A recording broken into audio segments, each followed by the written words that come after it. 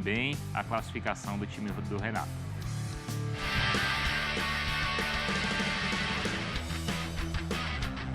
Fala pessoal, tudo bem?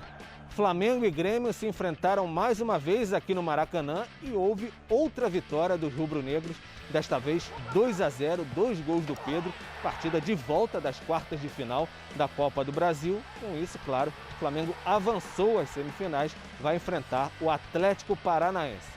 Um jogo que marcou o retorno do público aos estádios do Rio de Janeiro desde março de 2020, Flamengo e Barcelona de Guayaquil. Isso não acontecia. 6.277 pessoas pagaram para assistir ao jogo entre Flamengo e Grêmio. Depois do jogo, o técnico Renato Gaúcho e o técnico Luiz Felipe Scolari, eles dois comentaram sobre a partida aqui no Maracanã. Mais feliz ainda pela entrega da equipe, por mais uma vitória, fazendo com que a gente passe para a semifinal de mais uma competição.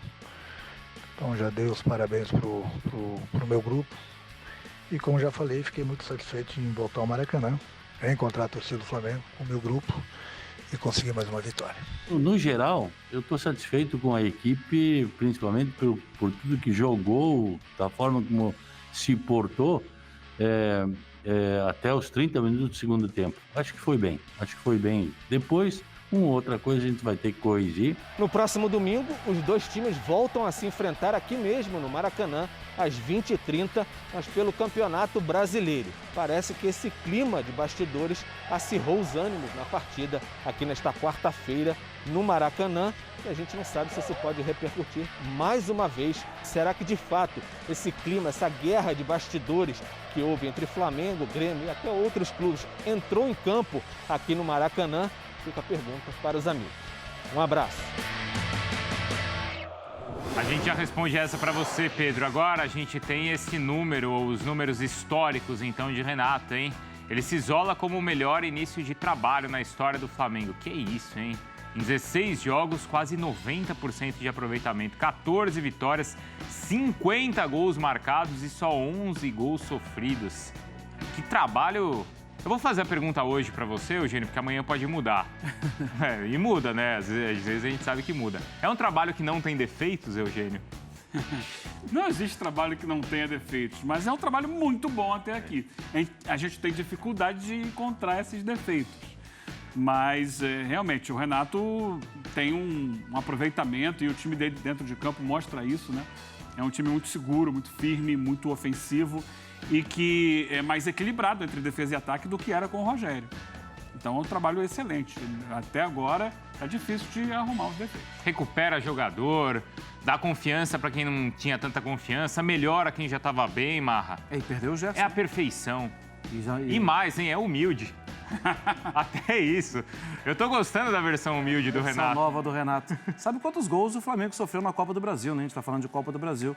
O Flamengo sofreu um total de nenhum gol na Copa do Brasil.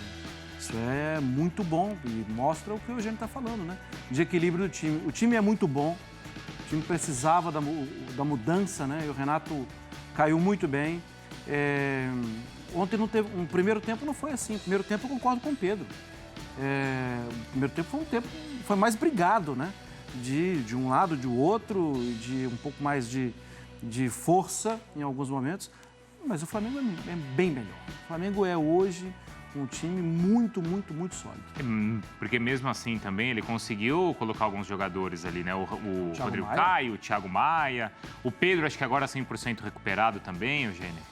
Sim, mas foi um jogo estranho, né? Foi um jogo estranho. Mas você acha que é por causa daquele clima que o Pedro estava falando? Talvez. É difícil a gente identificar os motivos. Uhum. Mas começa a ser estranho porque tem público, né? É algo diferente. É diferente do que a gente tem visto. Mas vamos lá. Ali, né? É público. Os dois times pouparam muitos jogadores, mas colocaram outros importantes em campo, né? Os dois artilheiros estavam lá, o Borja e o Gabigol, por exemplo. Então não eram 100% times reservas. Mas era um duelo que já estava definido, né? Sim, não dava para imaginar o Grêmio devolver os 4-0 ou buscar 5-0. Não dá. O próprio Grêmio fez isso, admitiu isso ao colocar em campo uma equipe alternativa, pensando no jogo pelo Campeonato Brasileiro com o próprio Flamengo no domingo. Então, assim, o que tinha em jogo ali? Pouca coisa. E, apesar disso, foi um jogo brigado o tempo inteiro. E me parece assim, eu não sei se os jogadores do Grêmio ficaram chateados, de certa forma, pela maneira como o Flamengo venceu o jogo lá na arena, se de repente teve alguma provocação, mas o fato é que, desde o primeiro momento do jogo, primeira jogada, o Borja já vai por trás no Rodrigo Caio no meio de campo, sem que ele espere e dá uma ombrada nele, derruba. Ali, o árbitro começa já a perder o comando do jogo, porque já era para dar um amarelo, não dá. Daqui a pouco ele chama o Rafinha, porque ele vê que o Grêmio começa a bater, entra firme, rasgando todas as divididas, ele avisa o Rafinha, que é o capitão, olha, não dá mais não. Só que o Flamengo começa a devolver também, o Flamengo também começa a... O Gabigol tava nervoso também, não E tava? o jogo cria um clima, assim, sabe, pesadíssimo, de onde não tinha tanto clima. Por isso eu disse estranho. Por que estranho esse clima tão pesado nesse jogo? Não sei, talvez o Marta esteja aqui comentando comigo da forma mais correta. Talvez o Grêmio já esteja pensando no domingo, aí já cria um ambiente, já cria uma situação, já tira do equilíbrio emocional o Flamengo. Não sei. Não acho e... Assim, O Filipão gosta disso não, também. e não acho bem... Vamos lá. O Felipão tem uma função, ele tem uma missão. Ele tem que tirar o Grêmio dali de trás. Isso. Então, Não, você e não tem era que nesse pensar- jogo da Copa do Brasil que ele ia Exatamente. tirar, mas é no próximo. Então, ele tem uma abordagem diferente. Falou, olha, gente, precisamos competir muito pro domingo, hein? Fim de semana, vamos lutar muito. Já começa. Os jogadores já compram a ideia. Eu não acho que ele tá errado. Isso é uma forma de mexer com os jogadores. E tem o lance da autoestima, né? É o que ele falou assim, até os 30 do segundo tempo, meu time foi bem, ou seja, competir com o Flamengo. Somos capazes de competir com o time da potência do Flamengo. O time foi bem. Então ele passa isso para os jogadores. Olha, nós não somos esse time ruim que está na zona de rebaixamento. Nós temos capacidade de lutar. Eu acho que passa também por esse ambiente interno. Mas que foi assim, acho que de certa forma exagerado em alguns momentos. Eu acho que é aquela história, você não tem como igualar na técnica, vamos tentar trazer o jogo para um terreno que seja mais favorável para a gente. E o Grêmio foi, que é o terreno do nervosismo, da provocação, de mostrar assim, a virilidade. Ó, peraí, você tá jogando mais que eu, mas aqui, na dividida, eu vou chegar rasgando você. Vai ali no Isso... sábado. É sábado, não é domingo? Domingo. Às 8h30. O Marra, e o que o Renato falou ali sobre tá tudo lindo, tá tudo maravilhoso e tal, mas não ganhamos? Ah, não, porque... É o que serve também de comparação com o time do JJ? Porque pra mim a diferença tá em um ponto e é o ponto mais relevante, os títulos. Por enquanto. Então, mas eu acho que válido o que você está falando, mas acho que a gente precisa lembrar que o Jorge Jesus, ele mudou o ambiente. Né? Ele mostrou que era possível. E mostrar que é possível não é fácil. Os outros já sabem que é possível. O Renato chega assim, lembra o que vocês já fizeram? Exatamente. Né? Ele busca pela memória, até a memória de campo também. Apesar de achar que o time jogava de uma forma um pouco diferente. Sim. É porque, assim, o objetivo, a possibilidade é real. Dos dois lados, pro Atlético e pro Flamengo. Esses dois times, eles podem sonhar, tá permitido sonhar. E nem é um sonho, assim, será que é possível? Não, é possível. Os dois estão jogando. Eu vou ficar muito surpreso se esses times não terminarem a temporada com um título. Com pelo menos um cada um. Vou lembrar o samba da mocidade, sonhar não custa nada, e o meu sonho é tão real.